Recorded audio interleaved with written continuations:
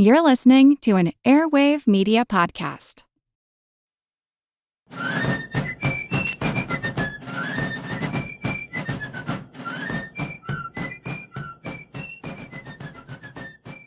Hello, and thank you for joining this special edition of the American Revolution.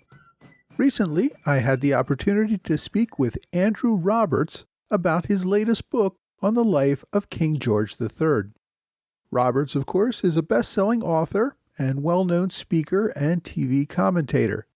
He's a visiting fellow at the Hoover Institution at Stanford University, a visiting professor at the War Studies Department at King's College, London, and the Lehrman Institute lecturer at the New York Historical Society. He also sits on the boards of a number of think tanks. Roberts has written more than a dozen books, including biographies of Winston Churchill and Napoleon Bonaparte. He released his most recent book about King George III this year. The British release was under the title George III, The Life and Reign of Britain's Most Misunderstood Monarch. The U.S. edition was released a few weeks later under the title The Last King of America, The Misunderstood Reign of George III. I spoke with Dr. Roberts via Zoom in October 2021, shortly before the U.S. release of his book about King George III. Andrew Roberts, welcome to the American Revolution podcast. Thank you very much indeed, Mike. It's an honor to be on. Well, it's certainly our honor as well to have you. We're here today to discuss your new book, The Last King of America, which discusses the life of King George III. Personally, I have to say I'm very pleased to see this book released. I've been looking for a good book that not only covers the king, but the administration of the British government during this time period. So the book, if anything, is a big help to me. But I wanted to ask you, why did you feel compelled to write this book? Well, I've been interested in the period for some time. I've written books on Napoleon and Wellington, the Battle of Waterloo, and so on. Of course, the king who essentially kept Britain in the Napoleonic Wars, along with William Pitt the Younger, one very brief interlude, 14-month interlude, otherwise for nearly a quarter of a century, deserved a proper appreciation. And it struck me very strongly that, first of all, there was a huge gap in the market. I don't mind admitting I was quite cynical about this, owing to the fact that there's only been one major biography of him in 50 years. And even that one was a thematic rather than a cradle to the grave life. And secondly, I knew that there'd been an awful lot of work that had been done in serious medical journals, which hadn't been picked up in the general academia, about how his mental illness was completely different from the one that we all assume because of pictures like The Madness of King George and so on. The third thing that came up with this was the destigmatization of mental illness over the last 10 years, which has been a big thing here in the United Kingdom. I know it is in America as well. And so no longer does anybody blame King George III for his mental illness. It wasn't a sort of moral failing in the way that 19th century and all too many 20th century historians made it out to be. In some ways, we in America may look at the king as, in light of a parody, as the evil person from whom we broke away. And of course, he's much more than that. He was a very long-serving king over almost 60 years, took Britain through a very crucial period of its history. I think so. And also, of course, it's perfectly understandable why Americans did have to make him out to be the cruel and despotic tyrant. Not just because it's good political propaganda in a war, but also because your founding fathers were and certainly saw themselves as the inheritors of the mantle of the 1642 and the 1688 revolutions. That was a key part of their sense of self-worth, and understandably so. But the only drawback with that is that you have to then make George III out to be a Stuart tyrant in the same way that the people who struggled in 1642 and 1688 did. But it was not the case, in my view, at all, but a perfectly understandable, human reaction. I'd like to start just briefly with George the Man. Growing up, he was the first British king born in Britain in quite a few generations. George I and George II were both born and raised in Germany, spoke German primarily, took German wives. So George III was in many ways a new generation of British kings. Could you speak briefly to his relationship with his father and his grandfather and great grandfather, as well as his father, who never became king? No, but his father, Frederick, Prince of Wales, was also very German. He was born and educated in Germany. So when George III came to the throne in 1760, he was very proud of the fact that he was the first monarch for a very long time to be born and bred. And as he said in his state opening of Parliament, the first one, he said, "Born and bred in this country, I glory in the name of Britain." That's a strong statement, and I think is one of the explanations for the initial popularity that he had in his reign, at the very beginning at least. And so it sort of mattered to him. He was brought up at Cliveden House in Buckinghamshire, which was where Rule Britannia was played for the very first time at a concert for his father. He fell out badly with his grandfather, George II, and totally understandably so, because when his father died, George II refused to bury the body of his hated son for a fortnight until it was literally decomposing. And poor old George III was sleeping in the room below where the putrefying corpse of his father was lying. George II also used to slap him and beat him and abuse him physically. So it's perfectly understandable that by the time he got into his teenage years, George III really despised his grandfather, couldn't wait for him to die. That seems a lot of the relationship between George I and George II was a lot the same. There was not a love lost between that father and son, and obviously between George II and George III's father, as father and son never got along, and then apparently grandfather and son never got along much either. And also, of course, George III fell out with his son, George IV. So this Hanoverian intergenerational sort of hatred was the only people who don't have it is George III and his father, Frederick, who were very close and loving. But then, of course, Frederick died when George III was only 12 years old. Right. That's the cynic in me says, well, he never had to deal with George III as a teenager. So yes, that's a very good point. But George had an interesting upbringing. In some ways, his mother reminded me, in a little bit of ways, of Princess Di, in that she wanted to keep him away from court and raise him separately from everything that was going on with the king and with the royal family. George was raised to be a bit of an introvert, to be somebody who was rather private, modest, simple in his life. Is that true? Well, yeah, it's very true. Yes, absolutely. He didn't really have friends. And unfortunately, one of the friends he did have was Lord North. So that didn't end well either, as far as Britain is concerned, anyhow. He was not, though, the idiot, the stupid, thick young man and child that he's been made out to be in so many biographies. You know, this is a chap who can read and write relatively early, who can write Latin, who speaks 4 languages, or at least understands and speaks 4 languages, who writes essays, very impressive historical and constitutional essays in his teenage years, especially once Lord Bute becomes his tutor.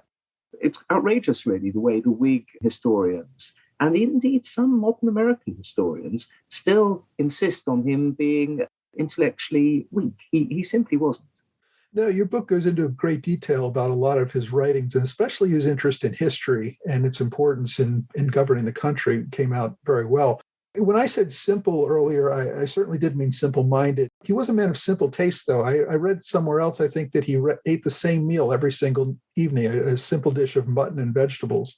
Well, I'm not sure the Queen would have allowed every single evening, but no, I do go into their diet at some stage, and it's a little bit more varied than that. But he probably liked the same meal every single evening. He dressed very soberly. He dressed as an English country gentleman, you know, and this, of course, at a time when over in France, the Bourbons at Versailles were dressing themselves up like Christmas trees every evening. He was frugal in his taste. He didn't drink much alcohol. He took a lot of exercise, and he was financially prudent, certainly unlike his son, George IV, who was the Imelda Marcos of the late 18th century.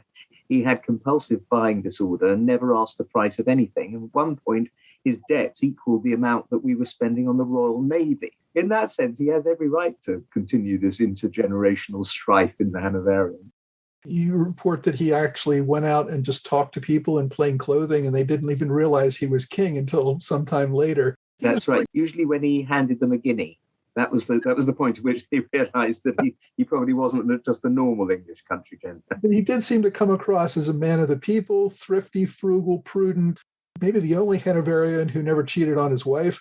Yeah. No, he loved his wife. He had a fantastic relationship with his wife, who he married only 6 hours after meeting. So it was arranged marriage. He was a German entirely arranged marriage in which he fell in love with her afterwards. And they had 15 children.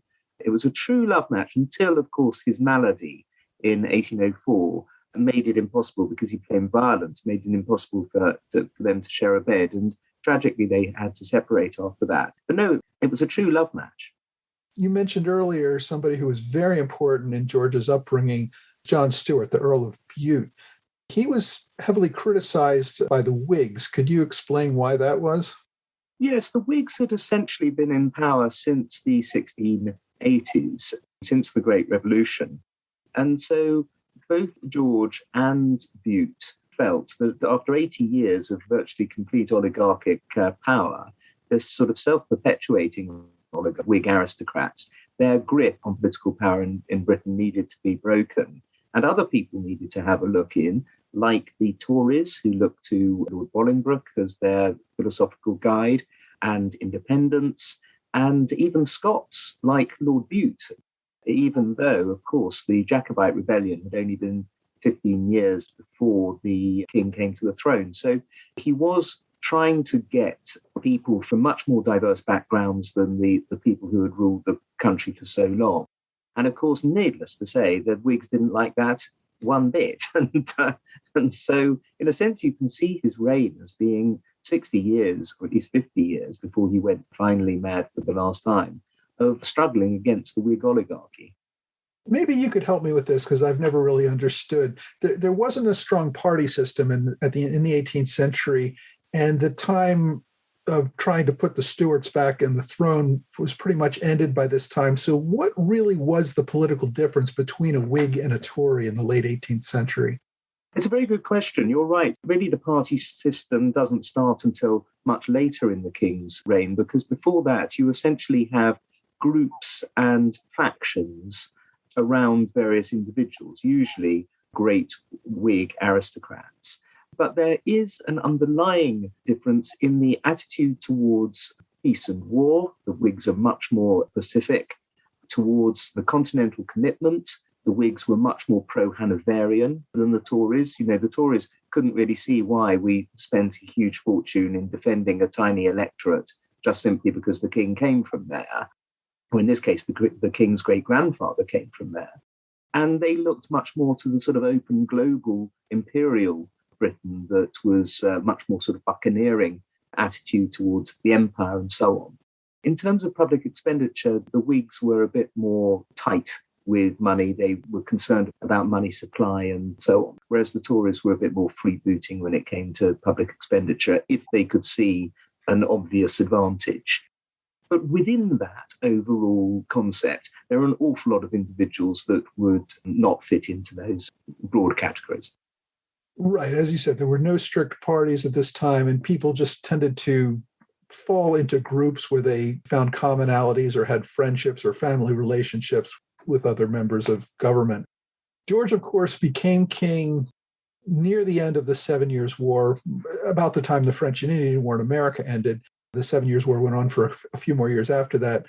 He was, about 20 years old when he became king? 22. 22? Okay. And was married shortly after he became king to, as we said, an arranged marriage to a German princess, Charlotte, who was, I think, 16 or 17 years old at the time?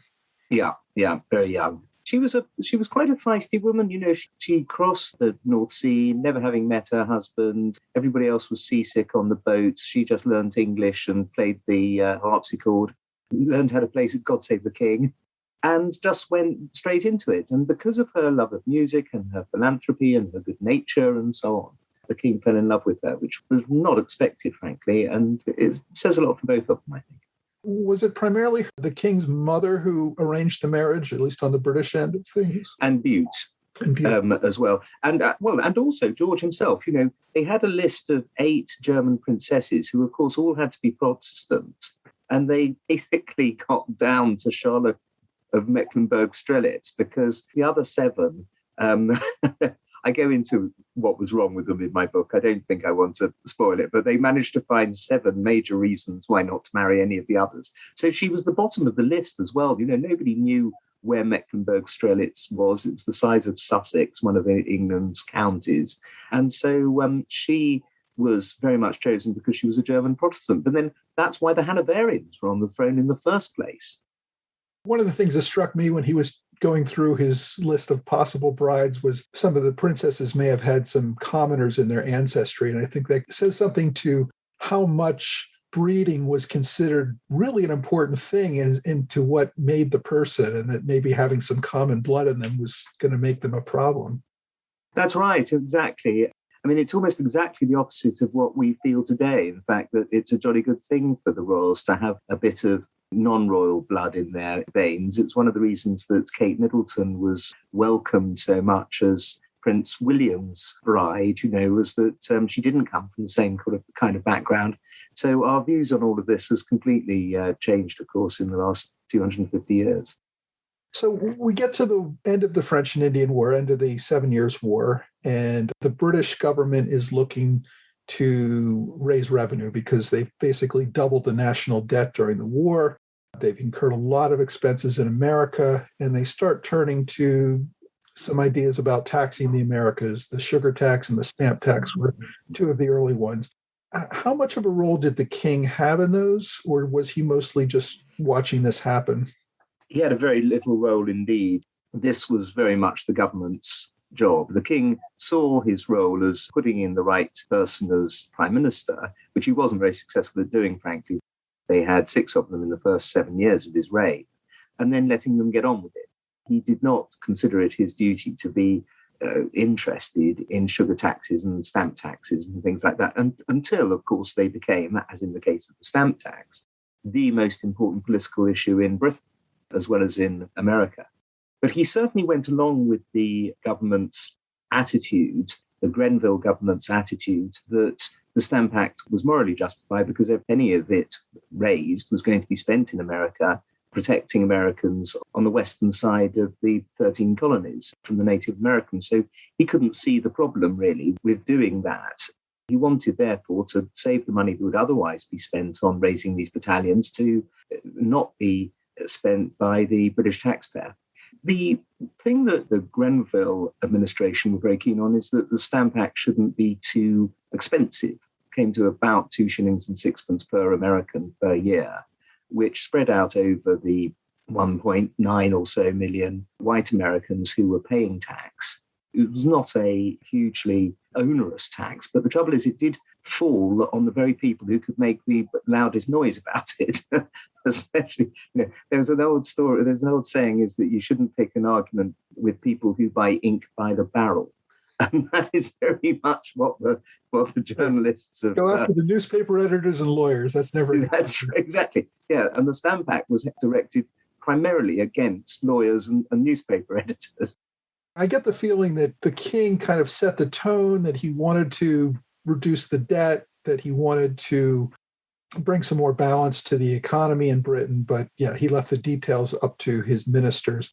However, when the stamp tax was repealed after American protest, he seemed to think that was a bad idea. He thought it was a bad idea later, but actually at the time, he brought his own pressure to bear with the King's Party to support the Rockingham ministry in repealing the Stamp Act. At the beginning, he didn't really want to. He wanted to leave it up to various members of the House of Lords, like Bute, who were opposed to repeal. But when he realised that he was going to lose Rockingham as Prime Minister, unless he did, he came over and supported the repeal of the Stamp Act. And we go through a few more taxes over the next few years, the Townshend Acts, and eventually we're left primarily with the Tea Act, which of course caused some problems. As you say, this was not an onerous tax. And in fact, the cost of tea actually went down considerably as a result of removing some taxes that had been levied in Britain, and the lack of a need to run all the tea through Britain before it reached the colonies. greatly decrease the overall price, even with the small tax left on it. Well, that was the problem, you see, because so many Bostonian merchants, and frankly, the Venn diagram between Bostonian merchants and smugglers has a very large shaded area between the two. And of course, they didn't want to see the price of tea essentially halved by this great glut of East India Company tea descending on the market. So very obviously and famously took it into their own hands to do something about it. The merchants very much opposed it for self-interested reasons, but when you tie self-interest to an ideological reason, it becomes very much so much the more. And the ideological reason, of course, was this was essentially a direct tax on the colonists, or at least a tariff for purposes of fundraising, which the colonists by this time had decided was unacceptable. And so we end up with what we call today the Boston Tea Party, the destruction of a great deal of tea in Boston, which really outraged everybody in Britain and in many in the colonies as well. Including the king. What was the reaction in London? Well, it was more shock than anything else. I mean, the anger came later, but it was a true sense of shock that quite so much tea, I mean, it was 9,000 pounds of it, wasn't it? It was tons of the stuff had been thrown in the harbour. One does wonder why on earth it wasn't being protected by anyone at all, why the Sons of Liberty were able to get on those ships quite so easily and start hacking them about with their hatchets. But nonetheless, there was a serious shock. Although some of the radical Whigs tried to stick up for the Sons of Liberty, they were very, very few. And overall, it was considered to be a completely outrageous overreaction, essentially, by the Bostonians. And that's why the government made one of the key bad decisions in this whole period, which was, of course, to impose what you call the intolerable acts, we call the coercive acts, the 4 acts that brought down such hard retaliation against Boston, or indeed Massachusetts in general. The king was very badly advised at this time by the royal governors, including the one in Massachusetts, that basically said that Massachusetts would be let hang, basically, by the other 12 provinces, and that they weren't going to stick by Massachusetts. And this was truly dreadful piece of advice, frankly, because obviously they did stick by them very powerfully. Interestingly, George Washington expressed annoyance and anger at the Boston Tea Party as well. He did not want to be associated with these people that were destroying property. And it really was the British reaction of imposing the coercive acts, which closed Boston Harbor, took away many of the rights of self-government from the people of Massachusetts, and extended the influence of Quebec in the Western Territories, that really turned people like George Washington, who may have said, I don't want to be associated with violent protesters, to turning around and saying, well, I can't stand these actions being taken against my fellow colonists. Yes, and it's very interesting you mentioned the Western colonies because, of course, George Washington had been interested himself in various land deals in the Ohio Valley, which were also, back in 1763, closed down by the proclamation. Although, again, the king wasn't primarily involved in that. It was done by a member of his government. I can see you've got Ron Chernow's Life of Washington behind you there. He makes a good deal of this, that, as you said earlier, when ideology and financial interest come together, it becomes a very potent mix. A better, more sympathetic prime minister, one thinks of William Pitt the Elder, who becomes prime minister in 1766, should have been able to have dealt with this. But unfortunately, Pitt the Elder was suffering from the most terrible gout, which almost made him go mad. I mean, he certainly sent him into a manic depression where he essentially was non-existent prime minister for 2 whole years. He didn't see the king for 2 years. He stayed in his house in North London and basically became a hermit, which is an extraordinary thing and absolutely disastrous, of course, for the politics of Britain and America at this time. It really seems like there were 2 groups of people, one in the colonies, one in Britain, that had a great consensus about what was happening, but the 2 were very different and weren't talking to each other. The Americans seem to think if we just push hard enough, like what happened with the stamp tax, the understanding British leadership will back down and we'll get our way. The people in Britain, I think Gage was the one who said, if we act like lambs, the colonists will act like lions, whereas if we act like lions, the colonists will act like lambs, meaning that if we just show a little push, the colonists will immediately back down. That's very much the king's view. In fact, he quoted that lambs, lions line to the prime minister. So this was something that he very much went along with. By this stage, of course, it's Lord North. From 1770 onwards, it's Lord North. Despite being the most disastrous prime minister that we have in British history, in over, I think it's 57 prime ministers we've had, he clearly was the one who comes bottom. He's up there with Neville Chamberlain and Anthony Eden, frankly.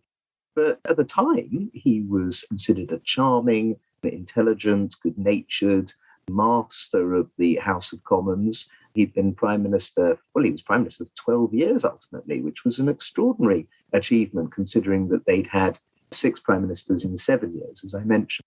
One of the interesting and fun bits about writing this book is discovering things like that Lord North wasn't just a complete blithering idiot, but was actually, in his heyday, domestically speaking at least, an extremely effective prime minister that has been one of the interesting and fun things about researching this book.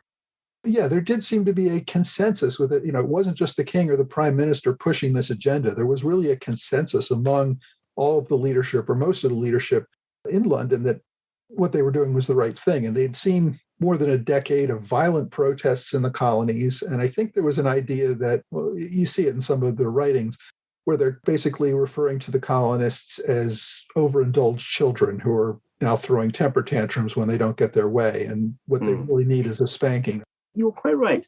This parent-child analogy is constantly used in the American Revolution, by the Brits at least, and really stupidly so, because America had been a colony, or some parts of it at least, for 150 years. There's no sense at all of them being children. They had a longer time as a colony than as an independent state, up until the year 1945. So it's shocking, really, that they should have been quite so, I suppose, complacent as to think of themselves as parents with recalcitrant children. Yeah, I think to continue the analogy, that the British didn't understand that their children were now 18 years old, over 6 feet tall, and we're not going to bend over and be spanked. Yes, absolutely right. That's a very good line. Don't be surprised if I shamelessly plagiarize that without attribution, Mike. Feel free.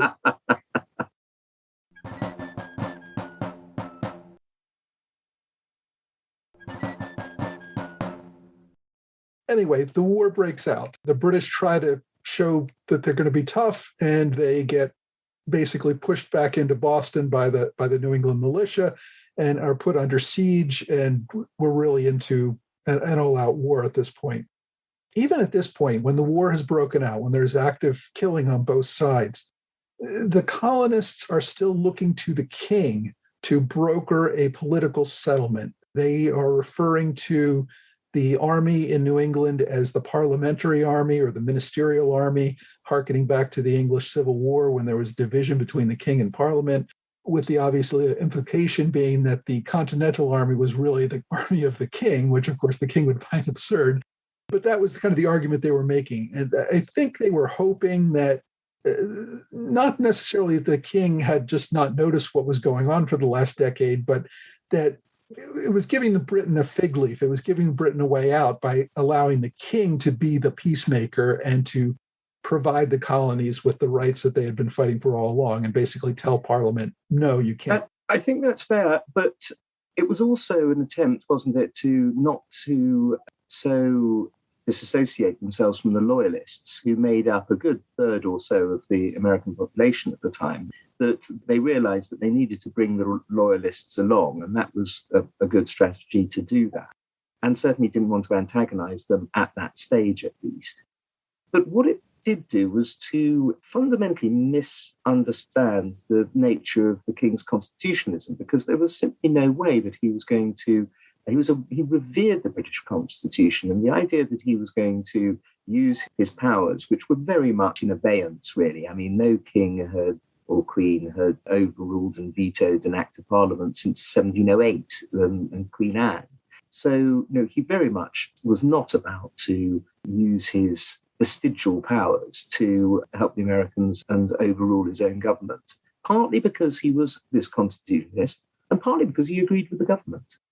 Right. I think what the king saw his role as doing was supporting Parliament. He wasn't going to make the mistake of Charles I and create a huge fight with Parliament. So, yeah, right. He was a constitutionalist. He was backing the power of Parliament, whereas the colonists did not see the Parliament as the ruler of the British Empire. They saw the British Parliament as ruling Britain and colonial legislatures as ruling the colonies, all under the authority of the king. And that was a very different view in the way government fundamentally worked that the two did not agree on. That's right. And of course, you had well over a century, as we were saying, of American legislatures of different forms. Obviously, not with any kind of democratic mandate that we'd understand today, but they were consultative bodies. They had a royal governor that did have veto powers, but tended not to want to use them. And this is one of the things that I very much argue in this book, is that it was not a oppressive tyranny. You didn't have troops on the streets, except for Boston from 1768 onwards. You didn't have American editors being arrested and newspapers being closed and that kind of thing. You certainly didn't have any of the kind of apparatus of tyranny, large bureaucracies and so on, that you see all across the continent at the time, a continent of Europe, let alone the violent aggression that's shown in Prussia and Austria and certainly Russia, and by the French in Corsica and the Spanish in New Orleans, where their first action really was to be as violent as possible. Yes, there's the Boston Massacre in 1770, but to a large extent, that's a riot that goes wrong. Nobody in Britain wanted to kill any Bostonians, whereas Catherine the Great killed 50,000 Russians at the time of the Pugachev uprising. So you do have a king who's very conscious of the common law, of British Constitution, and all the things that go with it. Yeah, I don't think there's any way you can argue that the government was oppressive. In fact, colonists were actually paying less taxes than people in England were. Much less. Yeah. I think it was Richard Brookhiser who's just written a very good book, saying that America in the 1760s and early 1770s was amongst the freest societies in the world. And I think that's right. I think what the protesters were getting at was not that they were living under an oppressive government, but that they were slowly seeing the beginnings of changes that would make the oppressive government more oppressive a generation or two later, that they were losing their powers of self-government, that they were losing a lot of the things, the right of taxation. With those precedents being set, even though they were very small at the moment, they could see how those would grow very large and they could become the next Bengal or Ireland or something like that. And that's where they didn't want to go. Well, the Queen has allowed us now to look at 100,000 pages of George III's papers, correspondence, all sorts of things, abdication letter and all that kind of thing. And there isn't a single page in that implies at all that there were any plans to try to extend parliamentary or royal powers in the 1760s, or indeed the 1770s. They were reacting to the sense that the Americans, quite rightly, of course, were ready for self-government by then. You know, you didn't have any French threat after the Treaty of Paris any closer than Haiti. You had 2.5 million population, you had a burgeoning economy, you had more bookshops in Philadelphia than in any other city of the empire apart from London. You were ready for statehood. And so this push towards independence and sovereignty was a perfectly understandable response. And what I like to say about this book in particular is that it's a very pro-American book, really, because although, yes, it does say that George III was not a tyrant, actually, if you look in history, again and again, you see people who escape oppressive regimes and therefore become self-governing. The Israelites with the Egyptians, the Dutch with the Spanish, the Italians with the Austrians, you name it. There's any number of examples of it. The Greeks with the Turks. But actually what the Americans did was truly exceptional, which was to become independent and sovereign in rebellion against a country that was not oppressing it. It's truly exceptional in my view. Yeah, I guess that's true. There wasn't immediate oppression. The Americans were seeing changes taking place that they thought would lead to oppression. From the British perspective, they were saying, well, these were powers we've always had, and you're just reacting to them differently now that you're powerful enough. And the Quebec Act, of course, which you referred to earlier, the idea that that was some kind of template set up to try to impose tougher royal rule on America is frankly not true. It was in order to try and reconcile the defeated French in Canada to British rule. Yes, there were sort of issues over the borders and so on, but the fact that the king allowed the Roman Catholic French to pursue their own civil and especially religious liberties was not intended in any way to impinge on American ones. It was just to try and calm the French, which it did absolutely superbly, because we don't get any actual French uprising against British rule in Canada at all for the next 200 plus years. Right. And again, that's, I think, a different viewpoints. The British saw this as being generous and offering the freedoms to the French. The Americans saw it as, we just fought a huge French and Indian war over our right to get to those Western lands, and the British simply turned around and give it to the French Quebecois. So they were seeing it as kind of a betrayal of what they had just fought for. Yes, but some of the low church Protestants in the colonies definitely also saw it as a beginning of the sort of papalization of America. King George was portrayed by Paul Revere wearing a papal hat and all this kind of thing, which absolutely, the man was the absolute personification of Anglicanism. He was supreme governor of the Church of England, for God's sake. I think they used papal imagery as a metaphor for oppression, but yeah. So the king does come out very squarely and publicly in favor of Parliament's positions in his 1775 speech to the opening of Parliament, which pretty much kills any chance of any sort of political compromise. Yeah. And actually, John Adams points out that probably that speech was the single most important factor in getting public opinion in favor of American independence. That's right. And certainly George Washington felt the same way as well. King George had done something extraordinary and outrageous. But when you read that speech, it just is absolutely part and parcel of his constitutional beliefs that he'd had ever since he was writing essays as Prince of Wales for Lord Bute in the 1750s. It's not a departure as far as he was concerned or Britain was concerned at all. For the king, there was a violent military rebellion going on, and we suppress violent military rebellions. That was his perspective. The Americans saw it as, well, the king's certainly not going to be our savior at this point. So we're the ones doing the violent rebelling.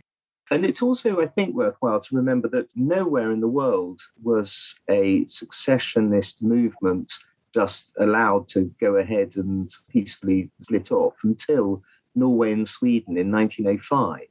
I hardly need to tell an American what secessionist movements wind up doing to a country. But that was as true in 1775 as it was in 1861. Right. No government wants to give away power or land. You'd be insane to start to do that. No great empire has been given back, really, until the British in India in 1947. You go into a lot of talk in your book about the Declaration of Independence and the complaints that the colonists now raised against the king specifically. And you point out correctly, I think, that the king individually wasn't responsible for many of these, that many of these had been practices that had been practiced by his grandfather and great-grandfather. Many of them had been decisions made along the way, and then a lot of them were actions that were taken by his government once the fighting war had broken out. That's right. Of the 28 charges, I only think that the ones that charge number 17 about taxation and number 22 about Parliament having the right of veto over American legislation are justified. However, those two charges in and of themselves do justify the American Revolution. The first third of the Declaration of Independence makes you proud to be a human being. It's the most beautiful language, it's sublime and Shakespearean, and it goes to the very heart of what liberty is all about. But the next 2/3 of it, with its 28 charges, including some that are truly outrageous, he's accused of facilitating people being taken overseas to be tried and so on. Not a single person was taken overseas to be tried. I mean, I think they threatened to do it, but they never actually did it. Yeah, and also they had the right to do it since Henry VIII's time. And as you say, lots of this is ex post facto rationalization of explaining why you're revolting against somebody who has only done these things because you've already revolted. Your point seems to be that we were no longer willing to be governed by Britain, and Britain was acting in many of the normal processes of government to control a population. Yeah, and wartime propaganda is extremely important. You've got to do it. When you think of some of the wartime propaganda that we came up with in the Second World War, it's an absolutely essential part of keeping your side together and bringing people over to you. And of course, as a result, it's entered, Holy Writ in America almost. But I don't think that one needs necessarily to take it literally any longer, especially with regards to what it says about George III, the ad hominem attacks on George III. One of the criticisms of King George that you try to address in your book Encounter is that he was responsible for the loss of the war.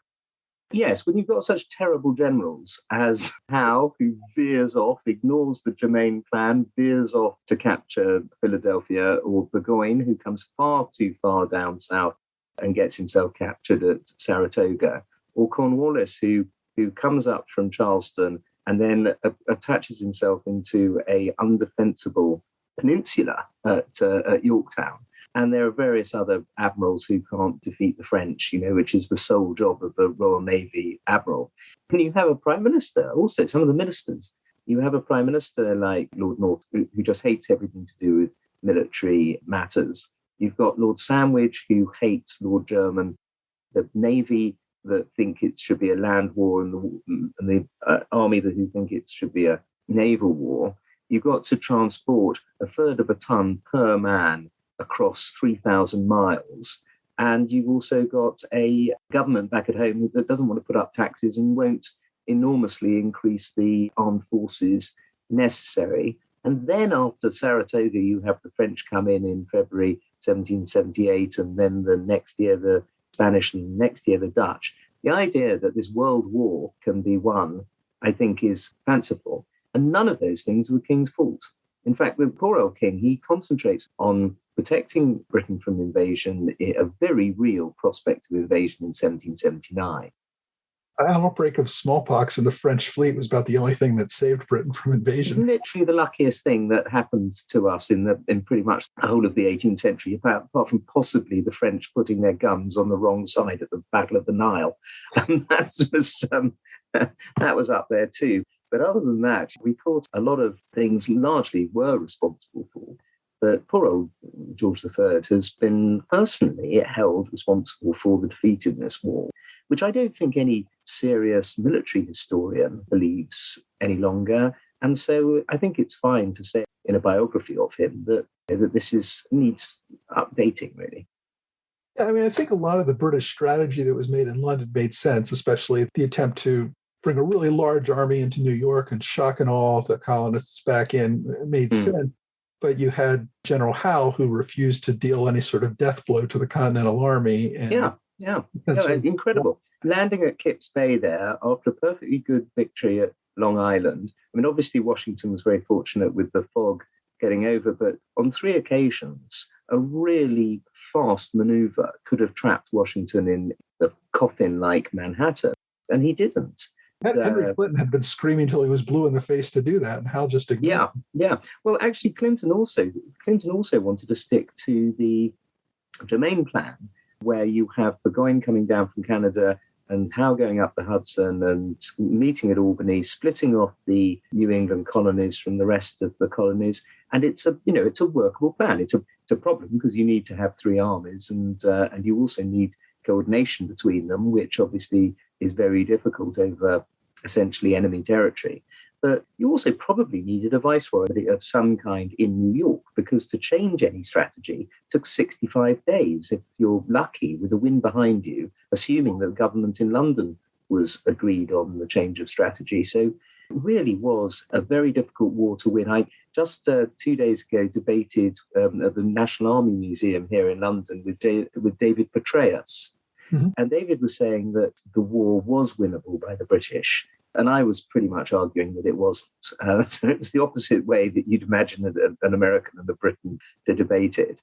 We did go through some of the terrible logistical problems that Britain had over that campaign. Yeah, America really had the home field advantage. And that's, I think, what won the war for them. The ability to transport across the Atlantic, and also just the size of the playing field was so big that the army could not control enough territory. Well, especially if you adopt, as you did so rightly, the Fabian strategy of not giving battle unless you are on to a winner. I mean, obviously, that didn't mean that the Americans won more of the set piece battles than the British. They didn't, but they only fought when they wanted to. And George Washington, was a absolute giant. He really was. When it came to a man who could instill a sense of leadership, there's just nothing like him. And you've got other individual generals like Nathaniel Greene and, I dare say it, Benedict Arthur, who are actually extremely good battlefield commanders. Clinton was good as a strategist, but other than that, I think you outgeneraled us. Yeah, I think there were a lot of good British generals, but for me, the war was almost lost for Britain before it was won because the Americans had done such a good job of, for lack of a better word, winning the hearts and minds of the locals, suppressing any Tory views and encouraging enough people to support their position. The whole British position really depended on raising a loyalist army in America of colonists, and they were never able to do that because the Americans had done such a good job before the war even began. Certainly by the time of the Battle of King's Mountain, it's over and done with the loyalists. I mean, we were expecting, when Howe and Burgoyne and the others went out originally to Boston, they were expecting a really significant contribution from the loyalists. And maybe the strategy of withdrawing everybody in all of the provinces back to Boston and leaving royal governors like Dunmore completely unprotected was a bad one, because if you had stayed in place and tried to fight everywhere, and maybe the loyalists would have been able to have produced more help. But you're right. No, of course, you're right. The war was lost pretty much as soon as the first shot was fired at Lexington. A lot of the British leaders, I think, got bad advice. I mean, they were told in New England, as we talked before, if you behave like lions, they'll behave like lambs, that they could come in, show some force, and win New England. When that didn't work, they were pretty much told the same thing in the middle colonies, that if you go down there, there's a lot more Tories, you'll be able to take the middle colonies and isolate New England. That didn't work either. Then after 1778, they were told, well, the southern colonies, at least, you can raise a local loyalist army. And of course, I think if they had gone into, say, the South very early in the war, that might have been the case, but they were always, it seemed like, a few steps too late in implementing the proper strategy. Yeah, no, I very much see that. And also, when Cornwallis does go north from Charleston, he has insurgencies behind him. That's not the sort of bite and hold strategy that we know that can win insurgency campaigns. Because they couldn't raise a loyalist army, I think one British admiral put it was like a ship going through the sea. It can pretty much go anywhere at once, but once it's behind, the wake closes in and it's as if it was never there. It's a very good analogy, exactly. So, of course, he's going to get stuck at Yorktown, although it's his own stupid fault for getting onto a peninsula. And when you don't have control of the sea, and De Grasse, is on his way towards you. Yeah, well, he was certainly hoping that the British Navy would come bail him out, but that is its job. It was a confluence of events that didn't work out well. So the war ends, and the king is really one of the last people to give in. I think he saw his position as being, he had to be stalwart and always calling for continued fighting and not giving up, never surrendering. Even when everybody else in the ministry had pretty much given up, the king was still saying, no, we should keep going forward. Yes, that's right. He and Lord Sackville by then, Lord George Germain. But then after that, of course, you do have that marvellous moment in June 1785 when John Adams comes as ambassador to London. The king says, and I've got the quote here, "I will be very frank with you. I was the last to consent to the separation, but the separation having been made and having become inevitable, I've always said, and I say now, that I would be the first to meet the friendship of the United States as an independent power." Then, of course, 15 years later, he describes George Washington as the greatest character of the age, and he buys biographies of George Washington and things like that for his library. So he recognizes that it was the biggest disaster for Britain since the loss of the Angevin lands in the 15th century. But equally, he is ready to try and make the best of it. And I think that was good. He didn't hold a grudge. Yeah. He's very unfairly treated because When writers say that he did hold a grudge and talks about, with a few bloody noses and things like that, he only actually said that when he was certifiably insane after he'd gone mad in 1789. You can't hold the ramblings and the ravings of a person who's got bipolar disorder and is a manic depressive against him at the time of his sort of worst bout of it. When he was sane, he never evinced those kind of views. The end of the war was a very difficult time for the king. I mean, not only did the war go badly, but he lost 2 children in the space of about 2 years right at the end of the war, to smallpox inoculations. He ended up getting a series of ministers that he really didn't like or trust. I think that caused a lot of stress and problems for him. Do you think that in some way contributed to his mental illness problems? No, I don't think so. No, they don't seem to have been connected to politics. For example, he was under much more pressure in 1782 and 1783. And then you had that huge issue with the East India Act and dismissing the Fox North coalition and bringing in William Pitt the Younger. If stress was going to bring on his mental illness, then that was the time. But actually, he's totally fine for another 5 years. And then when things are relatively plain sailing, he suddenly has another severe bout of what's called the King's malady, which in this book, I hope you'll agree, I completely prove was not porphyria, the disease he's always accredited with, but was in fact manic depression. Right. I think you make a very good case for that in the book, and I urge people to read it. And we've covered most of the Revolution, which is what we in the American Revolution podcast care about.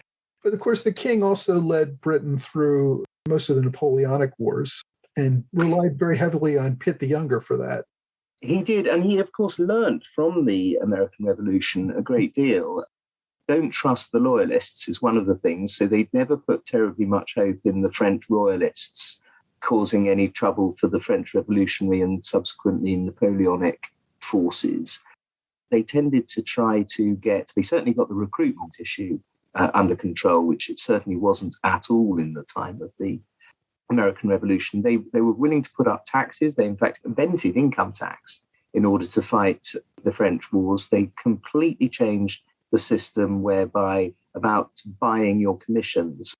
And that was a very important thing that we learned from the American Revolution. And the other one was just staying in it. When the Russians fought against France for 53 months and the Prussians for 55 and the Austrians for 108 months, we, the British, fought the French for 242 months, as much as the rest of them put together. And that was largely down to the King and Pitt opposing these various peace operations and sticking to it. He didn't recognize Nelson and Wellington terribly well early on, but once they won a few victories, he was all in favor of them getting peerages and so on. But unfortunately, the poor man was completely deranged by the time of the Battle of Waterloo, so he never knew that Waterloo had been won and that the Napoleonic Wars had ended. Yeah, the end of King George's reign is a sad one. It's pathos-ridden, isn't it, poor man? He'd gone blind and deaf and senile, and of course he was mad as well. So he just stayed in his apartment in Windsor Castle playing the harpsichord, which he couldn't even hear. His family gave up visiting him. They never saw him. No, it's a very sad final chapter, really. His son actually was regent of Britain for the last 10 years of George's life, as I understand it. That's right, yeah, and carried on spending in this monumental way that he had. When he died, he was the most unpopular monarch that Britain had ever had. And the Times actually said, no man will cry at the news that the king is dead. So yes, as I said, a very interesting book, covers a lot of interesting topics related to the American Revolution, not only the king, but how his ministry was operating, what they were thinking, what leaders of parliament were thinking at the time. I absolutely loved it, and I absolutely heartily recommend it to anyone who's interested in understanding the British side of the American Revolution. Well, Mike, thank you very much indeed. And yes, there is an argument. Know thine enemy has always been a good a good maxim for warfare, isn't it? Now that you've completed this book, are you working on any new projects? I am, yes. I'm writing a biography of Lord Northcliffe, who was the press owner who owned 40% of the British press at the time of the outbreak of the Great War. It's a much more British than American book for obvious reasons, but nonetheless, he was a tremendously powerful figure. He made and broke governments and was a highly controversial figure, as you can imagine. The family have very generously given me complete access to the archives that have not been used for a biography for 50 years. So there's all sorts of interesting stuff in there, and I'm having a great time. Well, that sounds like an interesting project. We look forward to it. Andrew Roberts, I thank you so much for joining us on the American Revolution podcast. I appreciate your time. Thank you very much indeed, Mike. I've much enjoyed it. I want to thank Dr. Roberts for speaking with me about his book, The Last King of America, The Misunderstood Reign of George III. The book is available for sale now, wherever books are sold. I've included links to his book, as well as other related resources on the blog entry for this episode. There is also a full transcript of our interview available on the blog. Go to blog.amrevpodcast.com for more details. Well, that's all for this time. I hope you will join me again next time for another American Revolution podcast.